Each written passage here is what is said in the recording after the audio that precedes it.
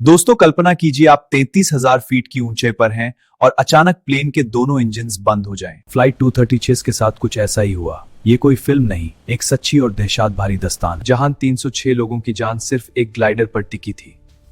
Atlantic ocean के बीचों बीच fuel खत्म हो रहा था और नीचे सिर्फ गहरा काला पानी था।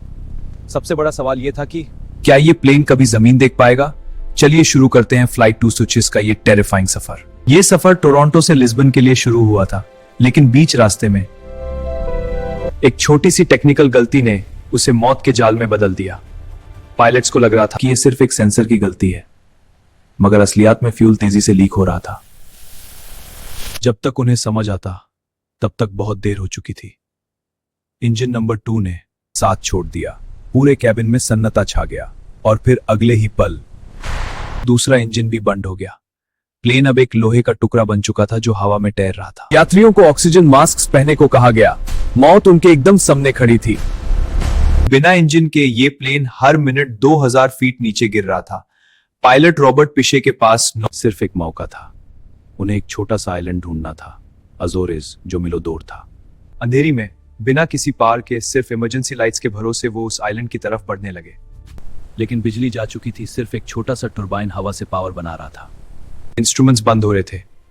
पायलट्स को अंधेरे में अंदाजा लगाना था कि प्लेन कितनी देर तक हवा में रहेगा। यात्रियों को लग रहा था कि ये उनकी जिंदगी के आखिरी पाल हैं।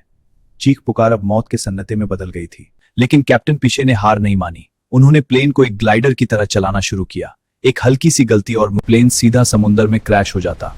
बिना इंजन के कंट्रोल करना किसी चमत्कार से कम नहीं था। अजोरेस का लार्जेस्ट एयरबेस अभी भी 65 नॉटिकल माइल्स दूर था। प्लेन की हाइट तेजी से गिर रही थी। कॉकपिट में सिर्फ हवा का शोर था। पायलट्स एक दूसरे से इशारा कर रहे थे क्योंकि रेडियो कम्युनिकेशन कमजोर हो रहा था। हर गुजरने वाला सेकंड उन्हें मौत के करीब ले जा रहा था। क्या वो रनवे तक पहुंच पाएंगे? बाद में पता चला कि एक गलत वाल्व खोलने की वजह से सारा फ्यूल बचे हुए इंजन से भी निकल गया था। ये एक इंसानी गलती थी, लेकिन अब सजा 300 से ज्यादा लोगों को मिलने वाली थी। तभी दूर आसमान एक हल्की सी रोशनी दिखी। Largest airbase. लेकिन एक नई मुसीबत सामने खड़ी थी। प्लेन की स्पीड जरूरत से कहीं ज्यादा थी।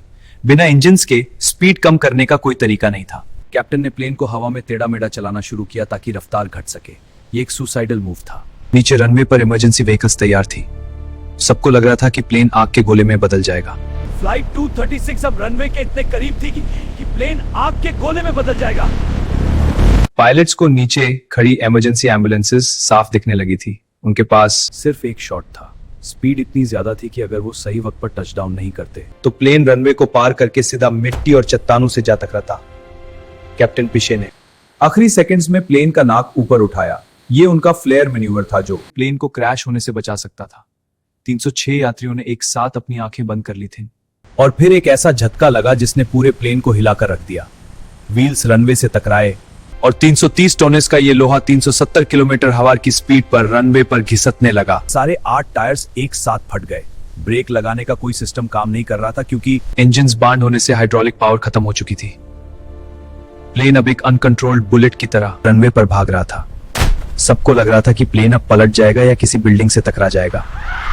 लेकिन कैप्टन पिशे ने इमरजेंसी ब्रेक्स का पूरा जोर लगा दिया।